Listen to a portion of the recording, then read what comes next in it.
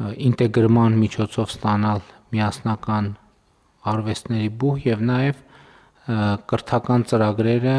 եւ բովանդակությունները, ուղղությունները, ֆակուլտետները եւ այլն եւ այդպես շարունակ, որպեսզի իրանք մեզ աջակցեն նաեւ եւ դրա տեղայնացումը ակադեմիական քաղաքում։ Ճիշտ եմ հասկանում։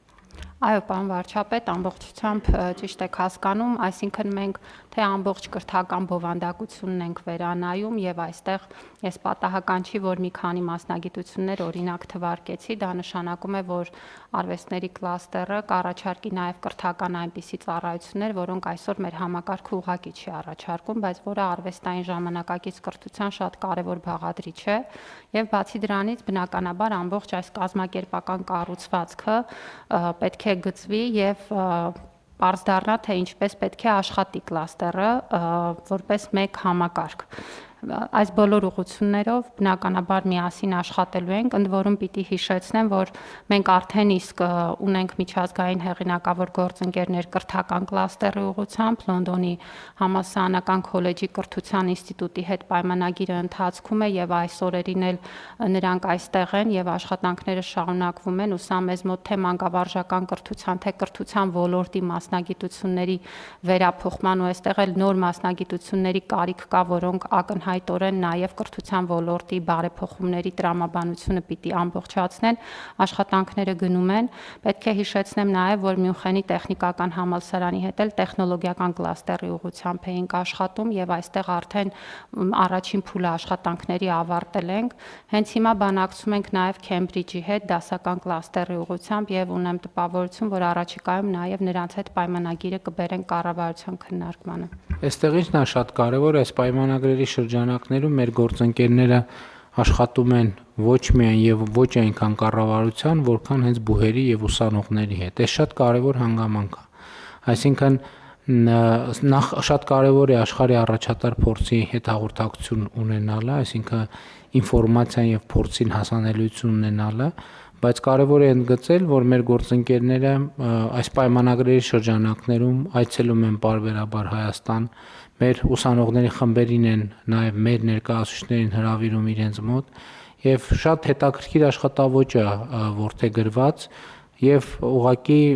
քննարկումներ, տարբեր մտքերի փոխանակություն, նաև մեր ուսանողների եւ դասախոսների եւ բուհերի կարիքները հասկանալու, նրանց դիտանկյունը հասկանալու, նրանց ընկալումները ըմբռնելու,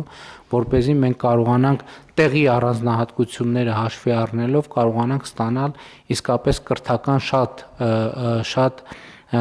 կարող եւ գործունակ պլատֆորմ եւ Տիկին Անդրեասյան նաեւ կարեւոր է արձանագրել հիմա մեր հաջորդ քայլը ակադեմիական քաղաքի ծրագրի իրականացման ճանապարհին որն է։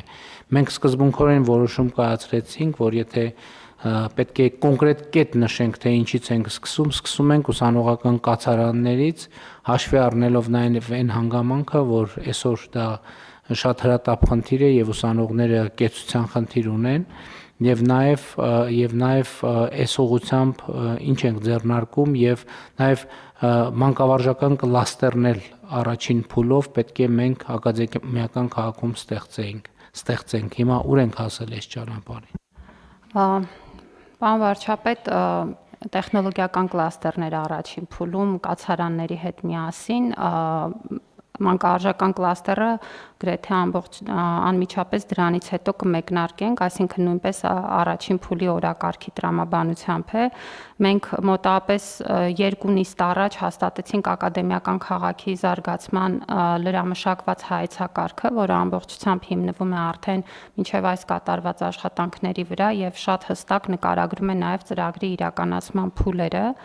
Ինչպես դուք նշեցիք, դրանք առաջին կառուցման փուլում ներառում են ուսանողական կացարաններ, առնվազն 3600 ուսանողների համար, ներառում են բազմաֆունկցիոնալ մշակութային սրահի կառուցումը, որը նաև կօգնի, որպեսզի տարածքը դառնա շատ հետաքրքիր եւ գրավիչ նաև մեր քաղաքացիների համար եւ բազմազան միջոցառումների անցկացման վայր դառնա, եւ տեխնոլոգիական կլաստերի կառուցումը։ Մենք նախատեսում ենք, որ առաջին փուլի աշխատանքները պետք է ավարտվեն մինչև 2030-ը մեր գործընկերների հետ քննարկման տրամաբանությամբ։ Բացի դրանից այս փուլի ընթացքում մենք իրականացնելու ենք նաև անհրաժեշտ ենթակառուցվածքների հետ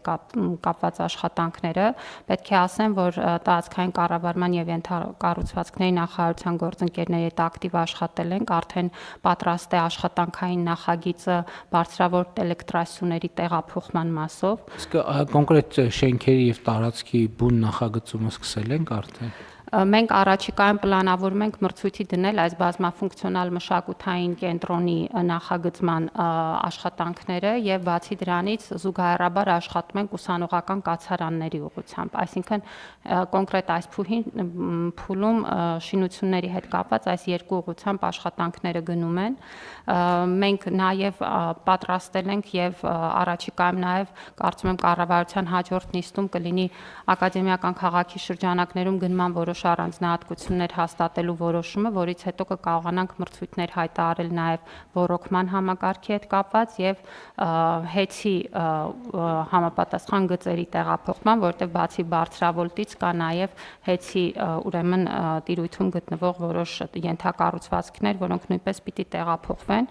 Պետք է հիշեցնեմ նաև, որ նախորդ տարվանից սկսել ենք տարածքի մաքրման աշխատանքները, այսինքն գետնի վրա աշխատանքի արվում։ Այո, 85 հեկտար երկրորդ փուլով կմաքրենք, նախորդ փուլում նույնպես մոտավորապես նման տարածք ենք մաքրել եւ մոտավորապես 17000 խորանարդ մետր աղբի ուրեմն հեռացում պիտի ունենանք տարածքից, այսինքն շատ ակտիվ գնում են աշխատանքները, գլխավոր հատակագիծը գտնվում է ուրեմն համալիր փորձաքննության փուլում եւ առաջիկայում նաեւ դրա հաստատման կհասնենք փորձաքննության ավարտից հետո, այստեղ էլ շատ ակտիվ աշխատում են քաղաքաշինության կոմիտեի հետ եւ կարելի է ասել, որ այս պահի դրությամբ ծրագիրը իր իրականացման ընթացքով գնում է շատ Տիկին Անդրեասյան, ներողություն եմ խնդրում, իսկ մենք ճանապարհային քարտեզ ժամանակացույց ունենք հաստատած, թե որ շատ կարևոր է, որ ժամանակ առ ժամանակ վերադառնանք, տեսնենք մեր ճանապարհային քարտեզով ուր ենք հասել, ինչքանով ենք հետենք, առաջ ենք, ճիշտ ժամանակին ենք, որպեսզի հետևական այս ծրագիրը իրականացնենք։ Այո, պարոն վարչապետ, հայեցակարգն էլ իր մեջ պարունակում է ժամանակացույցը, մենք ժամանակացույցի մեջ ենք, այս պահի դրությամբ այն ընթացքը, որ ունենք, մեզ ցույց է տալիս, որ այդ ժամանակացույցը պահպանվելու է եւ իրատեսական է եւ պիտի հիշեցնեմ, որ զուգահեռաբար իրականացնում ենք նաեւ ծրագրի ֆինանսական կողմի գնահատումը, այստեղ էլ պայմանագիր ունեինք Ernst & Young կազմակերպության հետ, որը ամփոփում է աշխատանքը, արդեն ունենք նախնական ամբողջական գնահատականը ֆինանսական արժեքի մասով, առաջին փուլի կտրվածքով նաեւ եւ աշխատում ենք նաեւ ներդրումների աջակցման կենտրոնի հետ ներդրումային համաժողովի ուղղությամբ, որովհետեւ նաեւ գործընկերների ներգրավման փուլին ենք հասել եւ առաջիկայում այստեղ էլ պիտի ակտիվացնենք մեր աշխատանքները։ Շատ լավ։